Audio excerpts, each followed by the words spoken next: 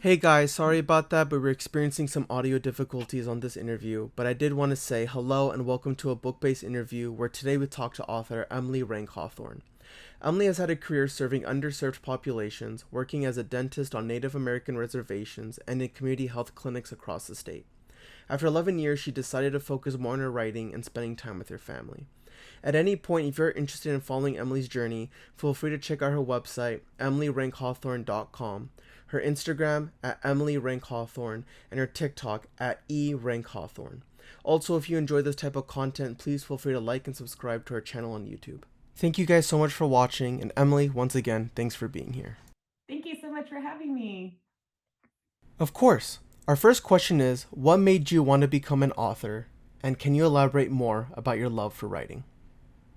I grew up with my parents reading to me every night, and my dad especially loved to read us Lord of the Rings Oh, and The mhm. Hobbit, lots of fantasy books. That was my favorite genre ever since I was a kid. And I think I just always liked being immersed in those magical worlds and always dreamed of creating my own. So as a child, I used to write short stories as well for there was a magazine called Cricket, which I think is still out there that I would submit to. They had children's competitions and then within school as well. And then life got busy and it kind of got put to the back burner until more recently I finally decided this is it. I got to get back into it if I actually want to do this. Yeah. Thank you for sharing. Can you recall any stories or books that you remember being your favorites when you were younger and have become forms of inspiration in your writing?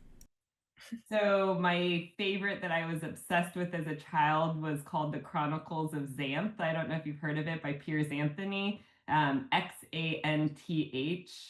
It's about a parallel magical world that is the same shape and layout as Florida because that's where he was from. And it was very based on puns. Like so all puns were like real in Xanth. So I came across that because I used to play a lot of computer games back in the day when you actually would have the hard disk that you put into Yep. your computer. And my dad got me one that was called Companions of Xanth, and it came with the book that it was based on, which ended up being I think like book number 20 in the series. And I was like, oh, there's a whole series before this, so that's how I got into that series. Oh, wow. That's awesome. Did you have any experience with writing before you took it more seriously later on in life? It's Yeah. funny because right after high school, my first attempt at writing a novel, I think I wrote about 60 some pages that summer before starting college, but it was very Tolkien esque. It was Mhm. collecting a bunch of companions to go fight a greater evil. And I think I based them all on people I knew. They all had names of my friends.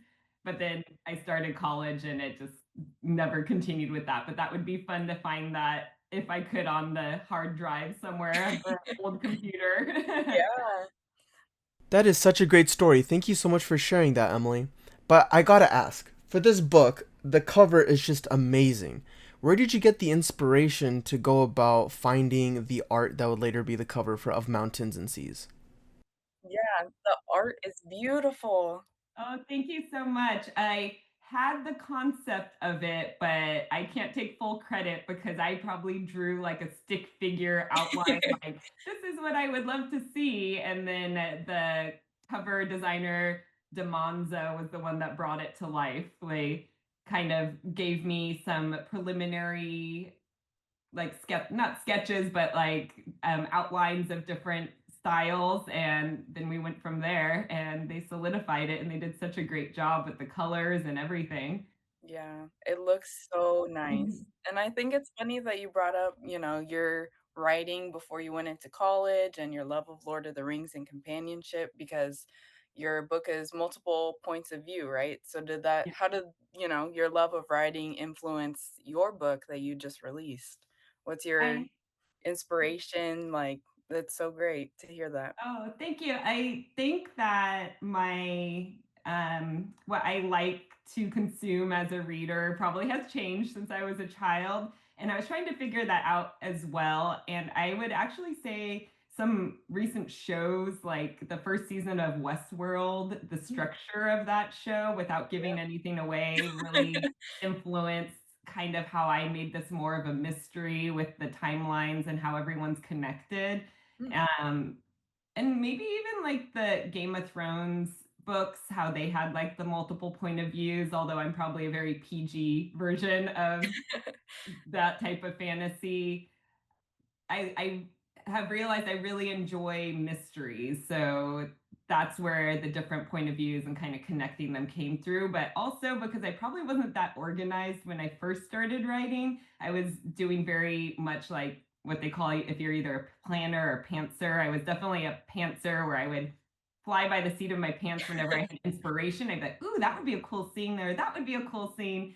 And then eventually I was like, wait, I need to start connecting things. So I had to sit down and become a planner, outline things when I had about half the book written to figure out how I was going to bring everything together and make everyone connected. And I think that's also why it took me quite a while to write this first book. It took me 5 years to finish it because I just had all these storylines and I had to backtrack. I had written the end part and then I had to backtrack and write their story starting from the beginning to show how everyone was related. Yeah. Thank you for sharing the numerous inspirations that helped create this novel. But there is something that I've always been curious about when it comes to this series so far. Why Chinese mythology? I'm half Chinese, so I grew up hearing some of the stories from my mom's side, and I started researching more, just going on a Wikipedia rabbit hole dive, and started realizing there's so much I don't know. I think maybe like a lot of us, when you're a child, you think you know everything based on your experiences, and then you realize, oh, just because my mom's Chinese does not mean I know everything that is about Chinese culture, Chinese mythology. And I got more and more into it. It was just looking up everything I could about it. And then I realized there's just so much I would never become an expert in a good amount of time to finish a book on this. So I decided to be more inspired by the characters that I saw than base it on actual legend. Mm, And also, there's a lot of books already out there that are based on the actual legend that probably do a better job than if I were to do something like that. So I took that, and I'm from California, grew up, born and raised here, and wove that into my California roots by setting the story in California. mm. What was it like to finally release the book after working so hard on writing it? I think a lot of people saying my brother-in-law works in startups, so he was very much always telling me, the release date is not the end. You got to keep going. It's the next months after that you really got to keep going. So I did have that release date with all this anticipation, but it did just kind of keep going from there with the marketing perspective, setting up in person dates, figuring out how to keep marketing online and on social media. So Mhm. while there was like this buildup of anticipation, it wasn't like a full release of like, oh, that's there. It's just kind of been going day after day, and then backtracking and being like, okay, now I need to relax on the marketing and focus on the sequel because I am working on the sequel, hopefully to release early to mid next year. And balancing that, because I think when you are working for yourself, it's hard to cut it off. Like you could just keep going and going every day, like figuring out more ways to work on something. And I am getting to a good balance now where I'm like, okay, this is as much as I'm going to do per day, and now I'm done for the day. Yeah, we definitely understand that, as Yeah. another small business, you sometimes you just need to know when to step away, and Mhm. it's nice to, at least on our side, to have a team behind it. So we have the three of us, to push BookBase, and we go through the same things of like marketing and figuring out, okay, we need to go to events now. Like we need to find some authors to talk to. We need to connect, make some connections. So definitely get that aspect of it. It's so important to have a good work-life balance. Yes. Yeah. How has your experience helping underserved communities affected your writing as you were creating this novel? I do think that I tried to include both sides of socioeconomic balances and some of the character arcs, showcase a little bit of the diversity of people out there in the communities, and be respectful to where people come from in life and kind of how maybe that could influence them one way or another and who they become. Okay, so going on to our next question, I wanted to ask, what advice would you give to those who want to be a writer? Definitely finding something that keeps you consistent. Hmm. Mm, That was the hard thing for me, just getting started, even because they you're busy and you always just think, oh, I could start. And then like 10 years goes by and you're like, oh, I still haven't done this. So for me, that was signing up for an online writing course just because I've always been really motivated by school assignments, like deadlines, just feeling the obligation of having to finish an assignment. So that's how I got started with more consistent writing. And then what really cemented it for me was finding a friend who wanted to write too. So now we meet weekly. So even if it's like a really busy week and I don't write at all the rest of the week, I have that one day I know I'm going to have a good 2 hours set aside to get something done. And yeah, having that accountability, I think, to help you write, and also not feeling like you have to write every day, because mm. I read Stephen King and his autobiography on writing, and then like Brandon Sanderson, these authors that are super prolific and can write like 1,000-page novel in a month, and you start to think like, oh my God, I'm never gonna be like them, and that's okay too. Like, there's other authors like Susanna Clark, who takes 10 years to write a novel, and then it's like this wonderful award-winning novel once every 10 years, and it's still an accomplishment. I just think any finishing of one book after I've been through it is an accomplishment. It's definitely increased my respect for anyone who's written a book.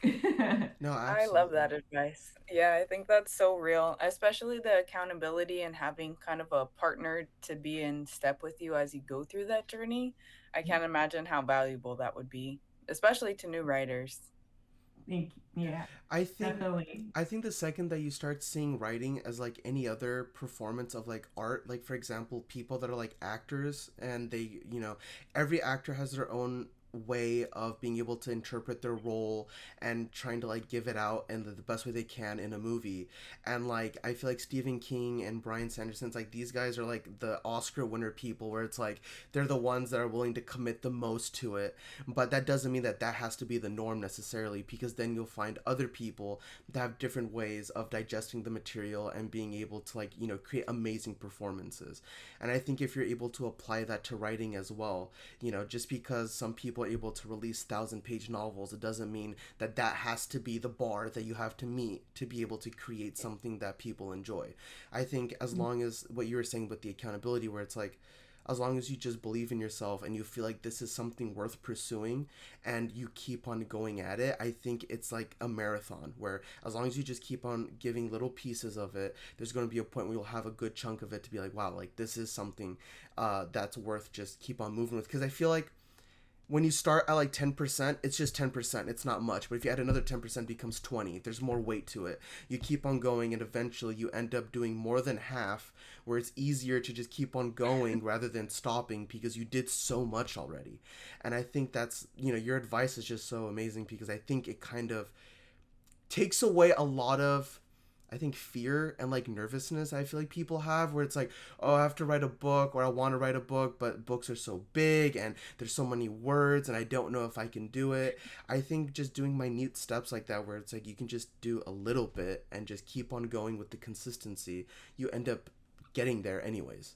So thank you for sharing that. Absolutely. Yeah. And it definitely gets easier to write the more you do it, or you Mhm. at least figure out what works for you. Yeah. So you might like for me, when I first started writing and I was just kind of throwing out ideas as they came, and then I realized for me, it helps to organize in some kind of outline as I go, where other people might be able to keep it all straight in their head as they go from start to finish. So you kind of figure that out for yourself the more you work on it. Yeah, and I know you had mentioned you have your second book coming out hopefully early next year. I was wondering if you could share anything else that's in the future for you. Yeah, so that's my main focus right now is trying to get that one completed. I just finished like the rough draft of it, so I'm going back through per character to flesh out each of their arcs. And yeah, then going into a break of, a few months before I reread and edit. So Mhm. that will be the first feature. And after that, I do have like ideas for a different like epic fantasy Oh, wow. series, maybe like a trilogy that I'd like to do, but I'm trying not to get too into it yet because then I like start wanting to work on that instead of focusing on what's done because part of the excitement is about like creating those new worlds and stories. That's awesome. Thank you for sharing that. And so we're approaching to our last question. Our Jalen, I don't know if Emily knows a lot about what BookBase is, but I just wanted to just just talk about it again. So BookBase is pretty much a platform where people can create book reviews, but specifically book club chats, and the whole focus of BookBase is all about community. So our whole thing is that we want to be able to bring people together, to create their own book club off of something that I feel like people are starting to see more of an individual activity, which is reading. I feel like there's so many people that enjoy reading, but I think there are a lot of people that want to talk about what they're reading, but sometimes they don't find that crowd to really talk about it with. And I just wanted to ask, have you ever been in a book club? And specifically, what do you think is important about socializing around books? Yes, I'm currently in a book club. My writing partner started a book club, and it's great Oh. because it brought together a whole group of people with very different reading preferences. Mhm. So I definitely my favorite genre is fantasy, and then after that, any type of speculative fiction. Mhm. But there's people with other preferences like literary fiction or historical fiction in our group, and we all get a chance to pick a book. So it helps me broaden my reading, which is great. And then Yeah. the community aspect around it is always great. Just having a day set aside to socialize and read and expand your own boundaries in terms of your preferences, but also hear why people like or don't like certain books because it that's one of the things like also like writing and releasing a book you'll see the reviews go across the board like you're like, how do people read the same thing? One person will be like, oh, this was so amazing. It was so fast paced. And then the next will be like, oh, this was really slow. And you're like, uh, it really depends on your foundation and where you're coming from. So it's great to see that too within book club, just how everyone can be different and everyone's an individual and they process the same thing very differently. Yeah. I feel that. I'm a part of multiple book clubs, but that's very real of like somebody loves the book, somebody's like, "Ah, it was okay, like not my favorite," and just being able to talk about it and get into a group together to kind of, figure out what other people think. But I And was I gonna think it's, ask, oh, sorry. oh, sorry.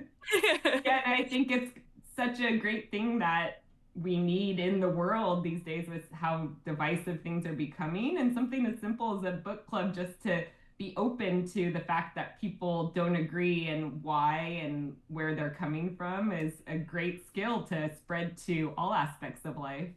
Yeah, definitely. And it's such an easy way, like having a conversation over a book that you read with another person is such an easy way to start that. Like start getting the practice of, sharing your opinion in a way that's thoughtful and respectful, and you guys can move on from that. But Yeah. I definitely wanted to ask if you had any speculative fiction recommendations. I love speculative fiction. If you had any top of mind that you would Yeah. recommend. Well, some of my favorite reads from last year, The Fox Wife by Yanzi Chu. I don't know if you've heard of it or read it yet, but beautifully written. I would say it's on the slower, more atmospheric pace of like kind of immersive world building where the magical elements are more in the background, kind of more of a magical realism feel, but it's about shape-shifting foxes and their role in, I think it was in the 1800s. It was set in the 1800s, if not early 1900s. And then another one called Our Hideous Progeny by C.E. McGill, I believe, is Frankenstein meets dinosaurs. And it's Okay. also set in the 1800s. I think it's Dr. Frankenstein's great great niece finds his notes and she's trying to make a name for herself as a woman scientist in the 1800s, but it really looks into those societal inequalities during the time and what it means to be a woman and gender roles in society. And it's got a very gothic feel to it. That one was one of my favorites too. And I probably have some more that are you looking more for like science fiction or do Yeah, you I like love sci-fi, I love speculative fiction. I'm not super into fantasy, but I can be. I read The Hobbit and loved that. So that kind of feeling, yeah. did you have you read Children of Time? Do I you have read Children of Time, yeah. okay, yes, so sci-fi with Yep. spiders. That's But yeah, really you're definitely cool. speaking my language. I love these. Yeah. I'm gonna add this onto my book base to my to be read, but I'm excited. Thank you for that. I Oh, appreciate you. and Scythe. Have you read Scythe? Scythe. So I haven't read it yet, but it's been on my list for a minute. So I've heard that some one, good I think things. it's so relevant to, it's one of those like things that you feel like can become reality in the near future. Mm-hmm. In a way, like the world, not so much the them maybe, but it's got a lot of commentary on what's going on in Okay. the world and technology. That's a trilogy. I love the first one the most in terms of creating that world and having all that social commentary. Yeah, thank you for sharing those. I'll definitely add them. Yeah, thank you. The fox one seems really cool. Like Yeah. I think I want to check that one out. I've always thought foxes were amazing creatures to begin with. So the fact that they're shape shifting in this book and they're just doing crazy stuff, like yeah, I'm definitely gonna check that Yeah, out. yeah. It's But it's it's can you use slow burn for something that's not romance? I feel like Yeah, I like it's guess. like a Yeah. slow burn story, but it's about just to set up expectations. It's about a mother who is searching for the killer of her child. Oh wow. oh, okay. Yeah. We've definitely read books like Is that. there mystery that you love? Yeah, Yeah, Yes. that's yeah. Yes. good. Yeah. Okay, awesome. Thank you so much for the book recommendations. And Emily, thank you so much for being here for this interview. It really means a Thank lot. you. Of Thank course. you so much for having me. Of course, of Yeah. course. And again, for those that are interested in following Emily's journey, please check out her website, emilyrenkhawthorne.com, her Instagram, Emily Renk Hawthorne, and her TikTok, eRankHawthorne as well. Please feel free to like and subscribe to our YouTube channel as well, guys. And yeah, thank you guys. Thank you. Bye.